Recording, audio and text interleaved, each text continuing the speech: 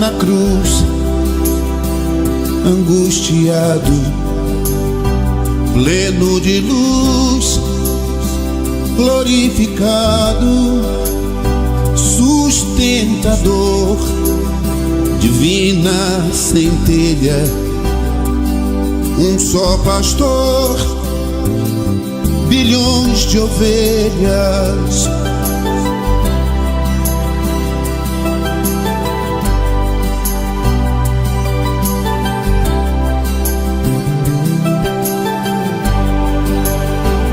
Não mais a crença estagnada nos deu a fé raciocinada, a salvação na caridade, consolação, a luz da verdade. Há quanto tempo recalcitrando, rangendo dentes, indo e voltando. Há quantas vidas Jesus nos chama, misericórdia é pra quem ama.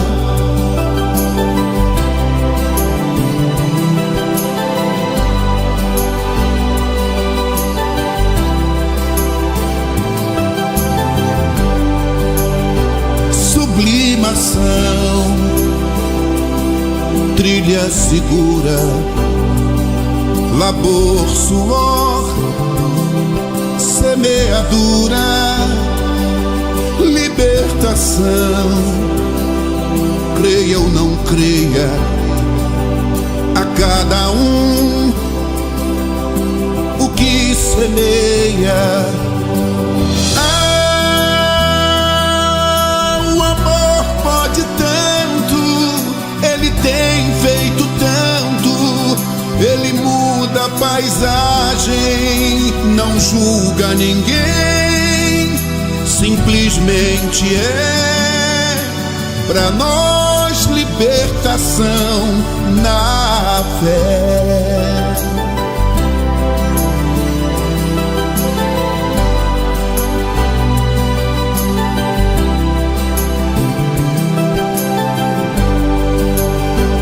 Há quanto tempo recalcitrando, rangendo dentes, indo e voltando. Há quantas vidas Jesus nos chama, misericórdia é pra quem ama.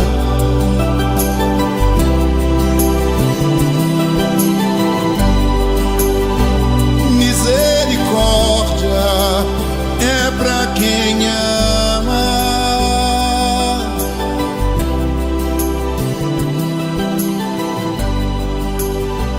Misericórdia, Jesus.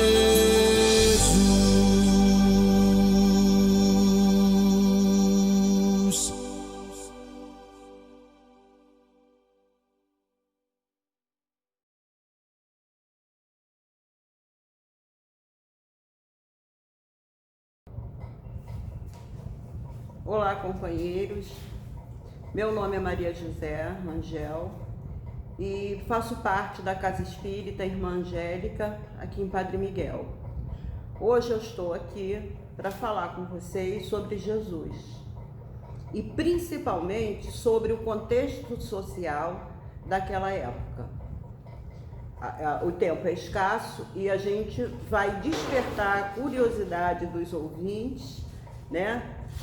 Para que pesquisem sobre o assunto, que é de grande interesse. Jesus foi o ser mais perfeito que esteve em nosso planeta, que Deus nos ofereceu como modelo e guia. E Kardec ressalta que Jesus é a representação moral que nós podemos aspirar aqui na Terra. Jesus é o governador do nosso planeta. Ele é o espírito experimentado e maduro. Jesus passou por diversos estágios de evolução. Passou pelo planeta primitivo, pelo planeta de provas e expiações, pelo planeta de regeneração, pelos mundos felizes e pelo planeta de espíritos puros. O nosso planeta Terra, ele foi construído, foi formado há 4 bilhões e meio de anos atrás. E Jesus participou, junto com outros espíritos, que formam uma comunidade de espíritos puros, e sob as vistas de Deus, da construção do nosso planeta Terra.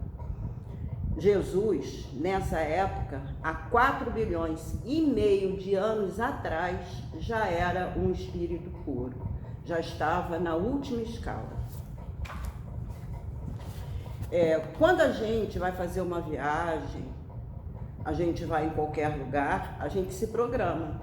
Muitas vezes um mês antes, outras vezes uma semana, e pessoas se programam no próprio dia, pela vida corrida. Vai viajar à noite, à tarde que vai fazer o preparativo. Mas no mundo espiritual, isso não acontece. Tudo é milimetricamente preparado, organizado, equilibrado para que as situações e os fatos ocorram. Isso aconteceu também com a vinda, a chegada de Jesus aqui à Terra. O que aconteceu na época? A Terra, havia muitos espíritos ainda muito inferiores. E Jesus precisava chegar até nós, já que nós não poderíamos ir até ele, para trazer as mensagens cristãs, a boa nova. Então, um grupo de espíritos, os engenheiros siderais, retiraram de nosso planeta, e essa retirada ela não foi de uma vez, foi aos poucos, 2 bilhões de espíritos, esses em piores condições, e foram para uma colônia, uma cidade no astral, denominada a Cruzada. A gente pergunta, a gente vendo superficialmente a vida de Jesus, a gente pergunta por que, se foram retirados 2 bilhões de espíritos da Terra através do desencarne, por que Jesus sofreu tanto? Por que fizeram tantas maldades com ele? A resposta é: os espíritos que aqui ficaram eram mais brandos. E sendo mais brandos, nós vimos todas as atrocidades cometidas com o povo e com Jesus. Esses espíritos que foram retirados da atmosfera da Terra para limpeza, eles ficaram no astral por 1000 anos. Um deles, que na época não tinha esse nome, mas que depois de 1000 anos eles foram para colônias espirituais para se prepararem para reencarnar novamente. Um desses foi Hitler, da Alemanha, que nós sabemos e conhecemos a história. Esses espíritos também, que ficaram presos no astral por 1000 anos, desses 2 bilhões, alguns participaram das cruzadas e da Inquisição, que foram movimentos terríveis, tão terríveis, que contribuíram para que o período medieval fosse considerado o período das trevas. Jesus já tinha vindo ao mundo, já tinha deixado a sua mensagem, e o povo, a população, o ser humano, ainda usava o nome de Cristo de uma forma errada, se aproveitavam da mensagem de Jesus, invertiam todos os ensinamentos e usavam de forma errônea. Tanto que havia cruzadas que mulheres e crianças iam na frente com uma faixa escrito: Jesus vai na frente. A Inquisição também usava o nome de Jesus. As pessoas eram enforcadas ou queimadas em nome de Jesus porque não acreditavam neles, porque eram hereges. Isso tudo ocorreu no período medieval. Nós, chegando à conclusão, é que não sabemos planejar, e achamos, até nos nossos desejos, na nossa maneira de vida, a gente quer tudo para ontem, E as coisas não são assim, nem a nossa evolução, que ocorre muito lentamente. Kardec nos informa que as grandes ideias, elas não surgem de uma hora para outra. A gente já viu a respeito de Jesus, o que aconteceu bem antes, né, dele estar aqui conosco. E sempre é enviado um grupo de espíritos evoluídos para prepararem o terreno para que essa ideia possa chegar. Né? É tudo planejado. O local onde Jesus nasceu, né, que foi lá na Palestina, também não foi aleatório. Foi escolhido aquele local por quê? Porque Moisés, que viveu há 12 séculos antes de Cristo, já vinha preparando o povo judeu para a crença em um Deus único. Por quê? Há 3.000 anos atrás, todo o povo do mundo era politeísta. Os judeus já acreditavam e aceitavam um Deus único, né? Com a preparação que Moisés veio e fez para a gente.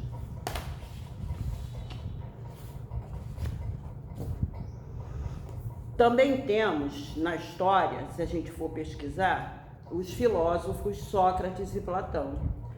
Sócrates viveu 500 anos antes de Cristo e já veio trazendo para aqueles que o seguiam, passando por seus discípulos, as ideias cristãs. Então, as coisas não acontecem por acaso e nem sempre acontece aquilo que a gente quer, porque é preciso seguir um roteiro, né, um equilíbrio e uma organização muito perfeita previamente.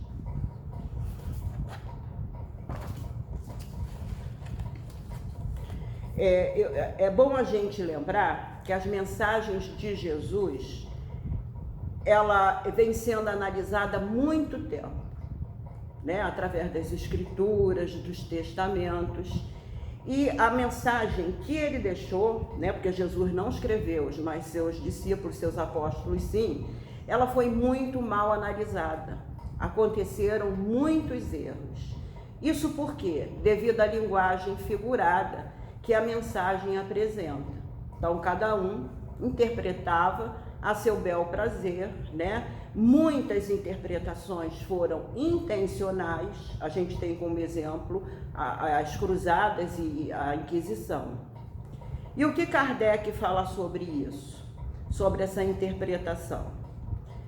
Que os homens que instruíram, tá, as pessoas na lei de Deus, eles erraram, porque eles confundiram as leis que regem o ser humano com as leis divinas, com as leis de Deus. E o que aconteceu?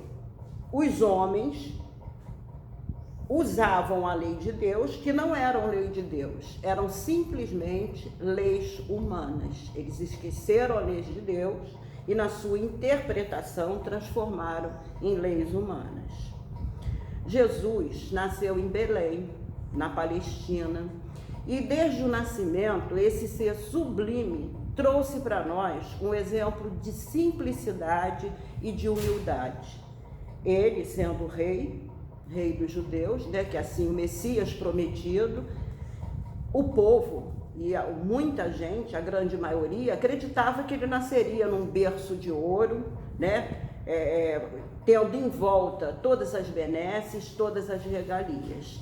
E não foi isso que aconteceu. O próprio nascimento de Jesus mostra o valor da simplicidade e da humildade, tendo ele nascido numa manjedoura. Na época de Jesus, o mundo estava envolto, apesar da retirada dos 2 bilhões de espíritos, o mundo ainda estava envolto em trevas. A política e a religião eram uma coisa só, não havia separação. Apenas nessa época existiam vencedores e vencidos.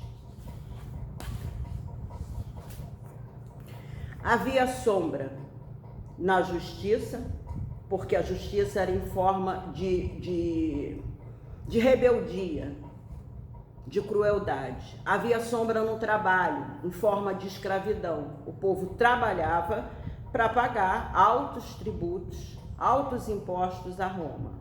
sombra no governo, em forma de tirania.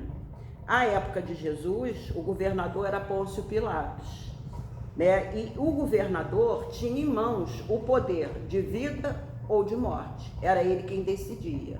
E para que a gente tenha uma ideia de quem foi Pilatos, o caráter que ele possuía, toda vez que havia alguma situação para ser resolvida, ele perguntava sempre: o que eu vou ganhar com isso? Ao invés de perguntar o que eu devo fazer. Havia sombras no templo também, onde ficavam os sacerdotes, né, em forma de fanatismo.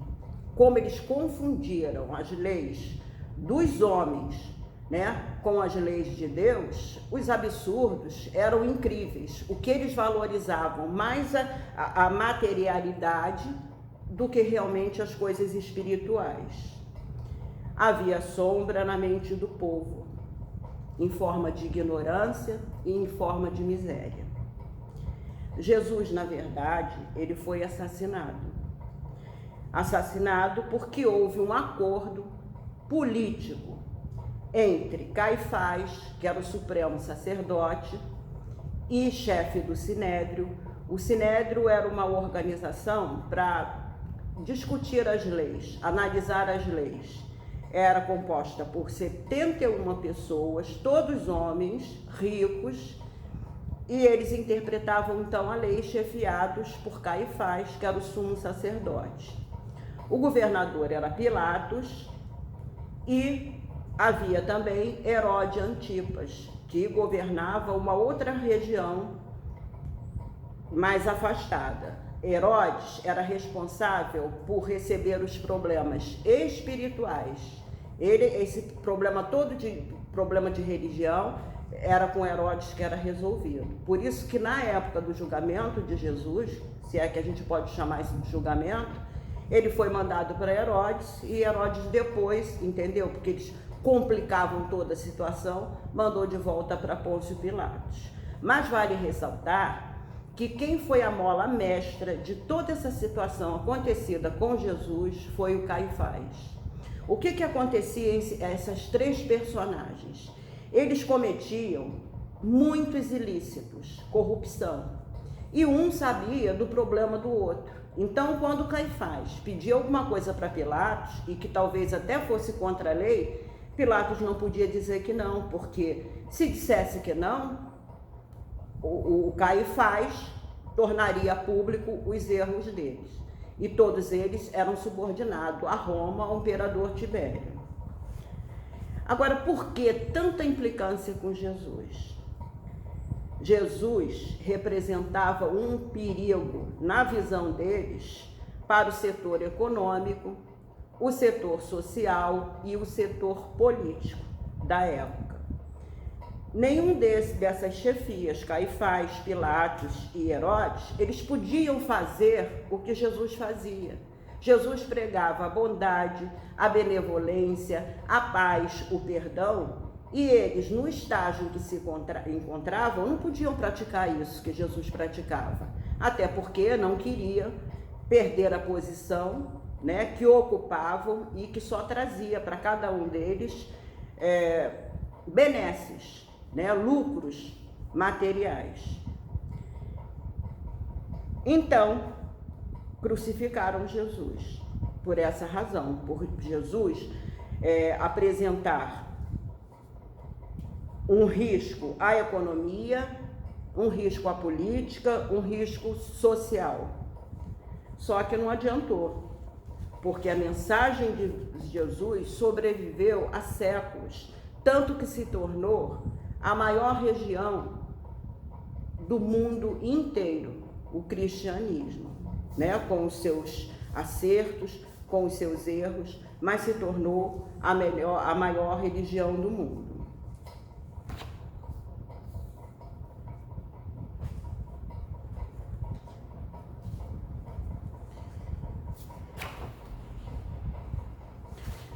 Aí, conclusão. Jesus foi condenado sem culpa.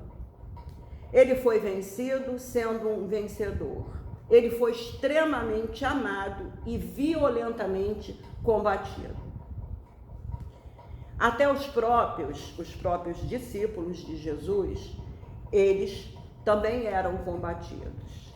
Certa vez, né, eles eram pescadores e eles pescavam e levavam a mercadoria para os mercados. Os mercados eram compostos de fariseus, aquele que a gente já sabe, aqueles, né, do Evangelho, que são pintados por fora, mas por dentro não existe muita coisa boa, né? Eles falam e instruem o povo naquilo que eles não cumprem e não fazem, não dão exemplo, fazem o inverso. Conforme a quantidade de pessoas seguia Jesus, né? O que aconteceu? A raiva dos fariseus aumentava.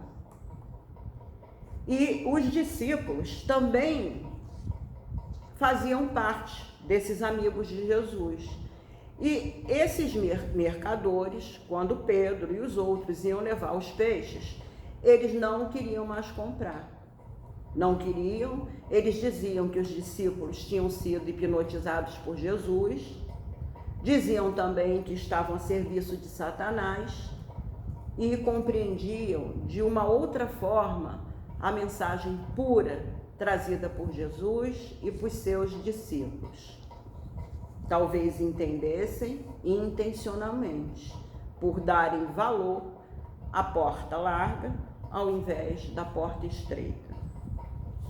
E Pedro foi reclamar com Jesus, dizendo que não podia continuar desta forma, que eles eram ameaçados, humilhados. E Jesus, conversando com Pedro, disse para que ele não se aborrecesse com isso, nem ficasse magoado, porque essas pessoas, elas não sabiam as enfermidades que as consumiam. E aí Jesus completa, dizendo a Pedro: o que faz a flor quando pisoteada, se não perfumar a pata que a esmaga? Mostrando para cada um de nós que, apesar do sofrimento, né, e das agressões, a gente não deve revidar.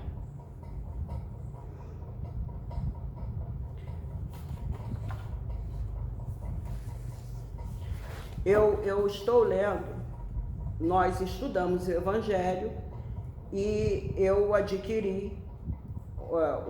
estou adquirindo uma coleção, porque não foram publicados todos os volumes, do Evangelho Rede Vivo. Foi uma publicação da FEB, que vem estudando o Evangelho lá desde o início até o final. E eu achei muito interessante o que foi colocado, e o que eles colocaram está no livro Renúncia, Psicografia de Chico Xavier, e diz o seguinte: nós precisamos conhecer Jesus. Nós precisamos, depois de conhecer, meditar Jesus, sentir Jesus, e aí sim nós vamos estar prontos para viver Jesus. Então, o conhecimento, a busca pelo saber é importante para todo mundo, a busca por ouvir, né, por compreender, porque tudo, quando o contexto social explica muito para a gente dos fatos ocorridos. E a história do mundo, a história da vida, que faz com que a gente compreenda e que a gente organize a nossa vida na atualidade e organizar também no futuro. Nós estamos aqui no planeta em busca da felicidade, mas a felicidade não é aqui que nós vamos encontrar ainda, né? Não podemos pensar em nenhum minuto em esquecer da proteção do céu, porque Jesus está sempre conosco. Nós não lembramos de Jesus nem de Deus nos momentos alegres, mas nos momentos em que a gente passa por algum problema, é a primeira pessoa que a gente pede socorro, a gente pede ajuda. Isso prova que Deus, que Jesus existe em nosso interior. Ele está dentro e a gente socorre a Ele, né? A gente precisa compreender que muitas vicissitudes que a gente passa na vida agora são consequências de vidas anteriores, ou até desta própria vida em que estamos vivendo. Porque nós viemos aqui a este mundo para nos aperfeiçoarmos moralmente e espiritualmente. Nem tudo que a gente pede a Deus, a gente recebe. A gente recebe aquilo que a gente faz jus. O que a gente precisa pedir é que Deus nos auxilie a encontrar a força dentro de nós mesmos. E nós vamos encontrar. Porque aí os problemas serão resolvidos ou aprenderemos fortificados a vivenciá-los sem que fiquemos arrasados, deprimidos. Não devemos pensar em Deus, portanto, num Deus que concede, mas num Deus que educa. Por isso precisamos passar. Nem tudo que a gente pede é concedido. Não devemos pensar num Deus que recompensa, mas num Deus que aperfeiçoa. Esse realmente é o sentido da vida.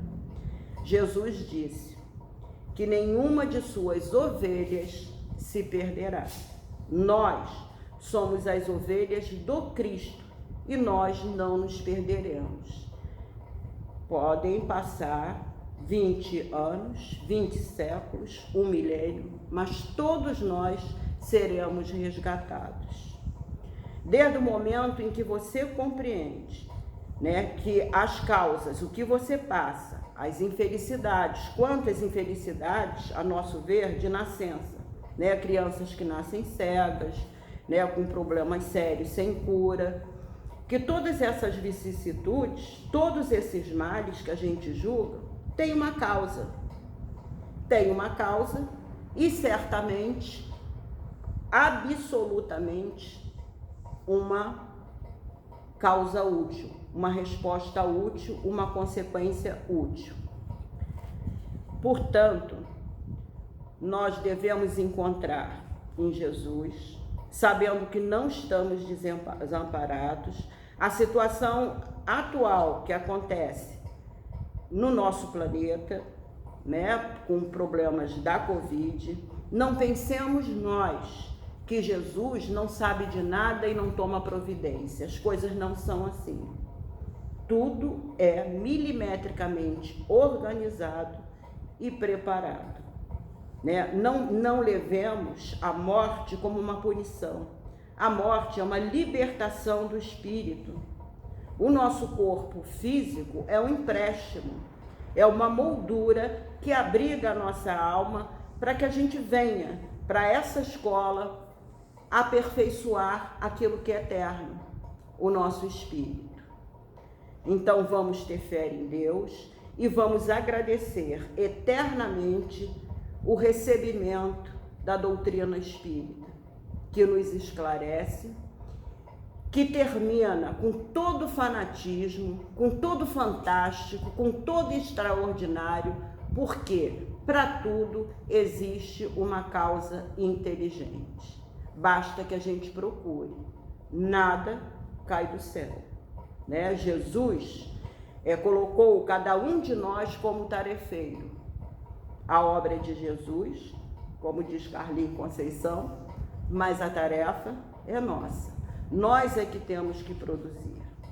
E Jesus também nos disse que nós poderíamos fazer muito mais do que ele fez, igual ou muito mais. Sabemos que a evolução é constante, é lenta, mas ela é constante. E que nenhuma de suas ovelhas se perderá. E que um dia nós chegaremos lá. Eu queria, já finalizando, ler um poema de Maria Dolores. Eu vou explicar primeiro, porque a gente lendo, as pessoas às vezes não compreendem o sentido.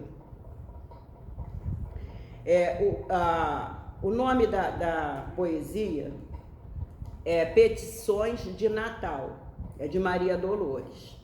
Ela aqui, ela vai analisar a vida dela, ela desencarna, e do plano espiritual, ela vai analisar a infância, vai analisar a juventude, os sonhos que ela tinha na infância, os sonhos da juventude, e vai analisar a maturidade dela. E depois, já no plano espiritual. Existe nesse poema uma palavra que eu fui procurar no dicionário porque não conhecia, alfombras, que se refere a tapetes. Então, esse poema, Petições de Natal, quer dizer, ela está pedindo alguma coisa a Jesus. Senhor, quando criança, se surgia o Natal, eu te enfeitava o nome em flores de papel e te rogava em oração, tomada de esperança, que me mandasses por Papai Noel uma boneca diferente, que caminhasse na minha frente ou falasse em minha mão. Noutro tempo, Senhor, jovem, pisando alfombras cor-de-rosa, de cada vez que ouvia anúncios de Natal, deslumbrado em sonhos, eu te pedia um castelo de amor e fantasia para o meu ideal.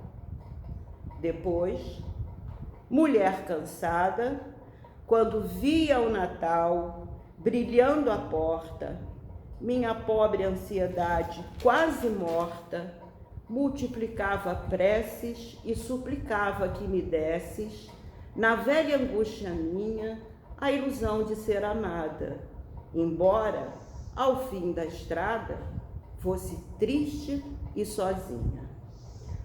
Hoje, Senhor, alma livre, no além, onde o consolo me refaz, ante a luz do Natal novamente acendida, agradeço-te, em paz, contente e enternecida, as surpresas da morte e as lágrimas da vida. E, se posso implorar-te algo à bondade, nunca me deis aquilo que eu mais queira. Dá-me a tua vontade e o dom da compreensão entre a humildade verdadeira e a serena alegria, a fim de que eu te busque dia a dia, mestre do coração.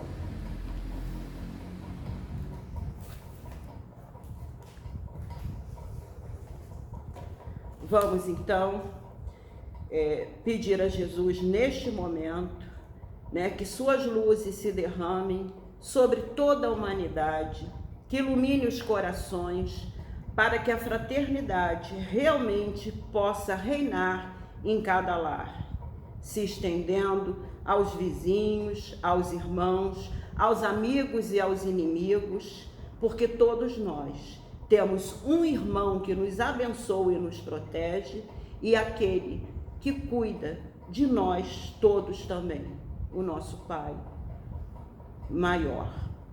Que a paz de Jesus esteja em todos os lares, que o amor resplandeça nos corações, que agradeçamos a Deus as alegrias e as vicissitudes, porque sabemos que Jesus, quando aqui esteve, encontrou um caminho de pedras.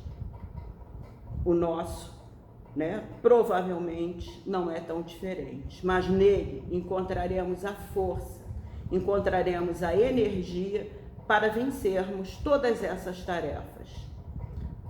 Muito obrigada a todos, que Jesus esteja conosco, que Deus nos ampare, agora e sempre. Graças a Deus.